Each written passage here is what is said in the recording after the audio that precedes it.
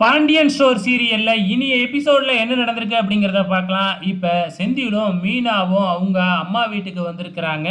அப்ப மீனா வழக்கம் போல ராஜி எங்க அப்படின்னு சொல்லி கேட்கும் பொழுது, ராஜி கோச்சிங்க்காக கதவை சாத்திக்கிட்டு படிச்சுக்கிட்டு இருக்கா அப்படின்னு சொன்ன உடனே, அப்படியா நான் போய் பார்க்குறேன் அப்படின்னு மீனா ராஜி ரூமுக்கு போனா, ராஜி ஹெட்ஃபோனை போட்டுக்கிட்டு அசைன்மெண்ட் எழுதிக்கிட்டு இருக்கிறாங்க.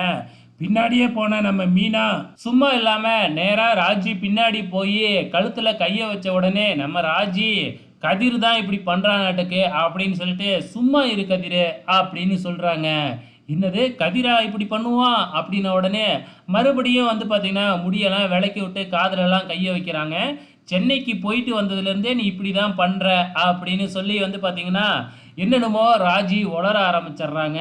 மீனாவுக்கு புரிஞ்சிடுச்சு, ஆக மொத்தத்தில் இவங்களுக்குள்ள ஏதோ நடந்திருக்கு அப்படின்னு சொல்லிட்டு அதுக்கப்புறம் தான் மீனாவையே ராஜி கவனிக்கிறாங்க. ஆமாம் என்ன நடந்துச்சு ஒழுங்கா சொல்லு அப்படின்னு மீனா கேட்க, வேற வழியே இல்லாமல் ராஜி நடந்த விஷயத்தெல்லாமே சொல்லிடுறாங்க.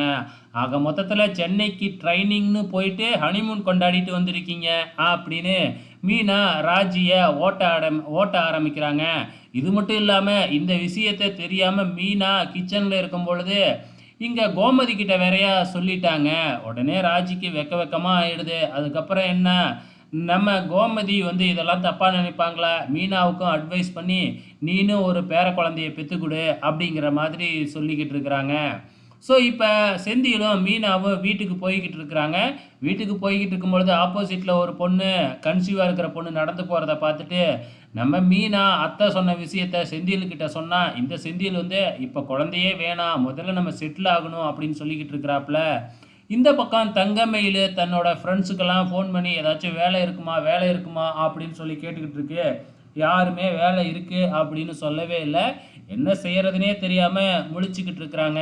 ஃபைனலாக என்ன நடக்குது அப்படின்னு பார்த்தீங்கன்னா, நம்ம சரவண அஞ்சலிக்கு ஃபோன் பண்ணி தன்னோட கதை எல்லாத்தையுமே சொல்லிடுறாப்புல. அதாவது தனக்கும் தான் மனைவிக்கும் டைவர்ஸ் நடக்குது, எதனால் அப்படிங்கிற எல்லா பிரச்சனையுமே இப்போ சரவண அஞ்சலி கிட்ட சொல்லிட்டாப்புல. இதுக்கப்புறம் என்ன நடக்க போகுதுன்னு தான் தெரியல, பொறுத்திருந்து பார்க்கலாம்.